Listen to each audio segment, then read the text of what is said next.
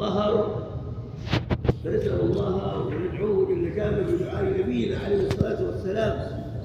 فكان إذا هل الهلال يقول اللهم أهله علينا بالأمن والإيمان والسلامة والإسلام ربي وربك الله. هكذا بارك الله فيك يعلمكم نبيكم عليه الصلاة والسلام. والله تبارك وتعالى يقول في كتابه العظيم ولتكملوا العدة ولتكبروا الله على ما هداكم ولعلكم تشكرون. فالشكر واجب، ومن أعظم الشكر بارك الله فيك هكذا تكبير الله. التكبير يشرع لكم الله أكبر الله أكبر لا إله إلا الله الله أكبر الله أكبر ولله الحمد، إلى أن يصعد الخطيب، إلى أن تصلي العيد ويصعد الخطيب المنبر، الليل كله هكذا إلى صعود الخطيب. فالله بارك الله فيكم ولعلكم تشكرون. الشكر منزلته عظيمة. والله يقول وقليل من عبادي الشكور. وكن شاكرا لله. ويا هناه ويا بشرى من عرف الله وعرف حق الله ولتشكروا الله على ما هداكم. أعظم نعمة الهداية لله، الهداية إلى هذا الدين العظيم، إلى الصراط المستقيم. أعظم هداية أن يهديك الله يا عبد الله للإسلام وللإيمان برب العالمين. الله بارك الله فيك. تذكر هذه النعمة. قال الله تعالى اليوم أكملت لكم دينكم وأتممت عليكم نعمتي ورضيت لكم الإسلام دينا. الله بارك الله فيك. في شكر الله كما أسلفنا، الحمد لله، الثناء على الله، تهليلا وتسبيحا وتحميدا وتكبيرا واستغفارا وصلاة على رسول الله عليه الصلاة والسلام. تظهر النعمة وتظهر أنك من أنعم الله عليه. قال صلى الله عليه وآله وسلم إن الله يكره البؤس والتباؤس ويحب ربنا أن يرى أثر نعمته على عبده.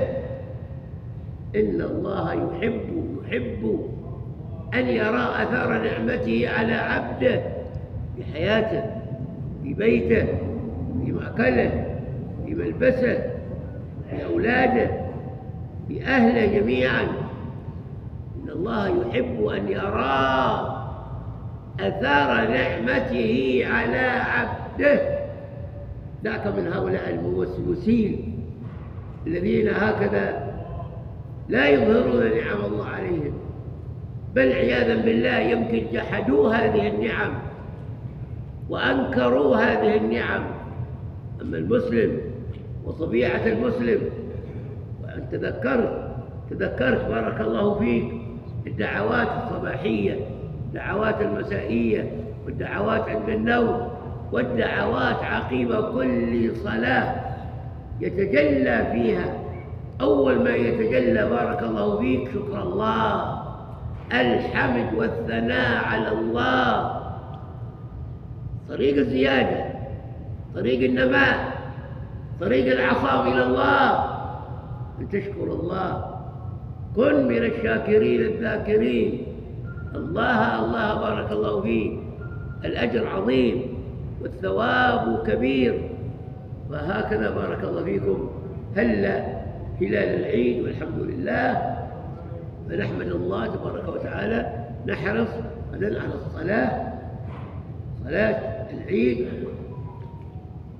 وصلاة الجمعة. غدا اجتماع عيدان عندنا، اجتماع غدا عيدان، عيد الفطر وعيد الجمعة. وإن كانت الرخصة منه عليه الصلاة والسلام، وقال إن من صلى العيد فإذا تأخر عن الجمعة فلا بأس، وإنما يصليها ظهرا. لكن عليه الصلاة والسلام قال وإنا لمجمعون، أعلنها أنه عليه الصلاة والسلام مع صحابته مجمعون، وإنا لمجمعون، هم الذين يقتدون بسنته. فلا تقول عذر، هذا يعني عذر، نعم عذر، لأنك خلاص حضرت العيد، صليت العيد وسمعت خطبة العيد، فيمكن أنك بارك الله فيك. لكن أيها أفضل؟ وماذا عمل رسول الله عليه الصلاة والسلام؟ هو أن رخص للناس وباح بل يشق على الناس عليه الصلاة والسلام، لكنه أعلن هكذا وإنا لمجمعون.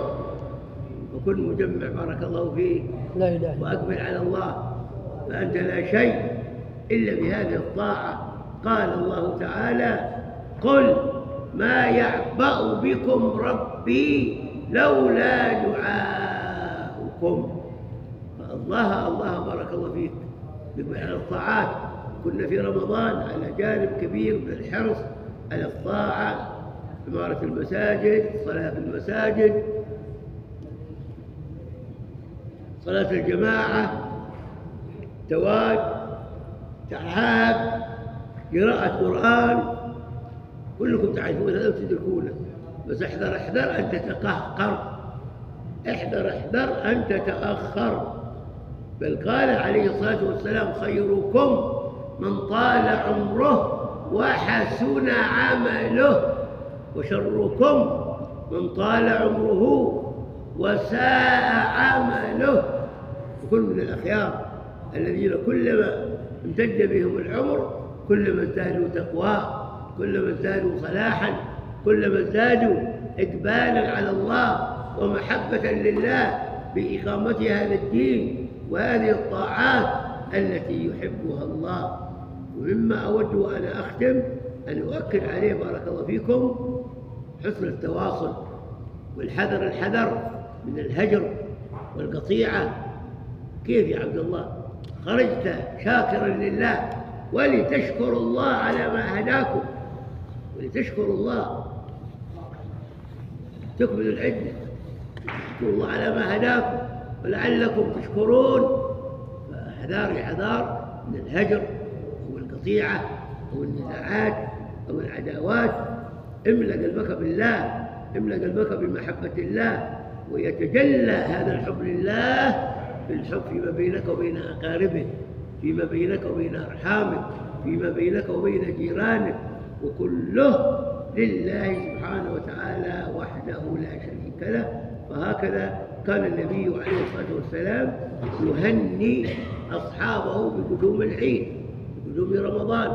فأنتم في عيد فتشرع التهاني بارك الله فيك، فلا تبخس حظك ولا تحرم نفسك ولا تتكبر على عباد الله، وإنما تحب كما تحب أن يدخلوا السرور عليك.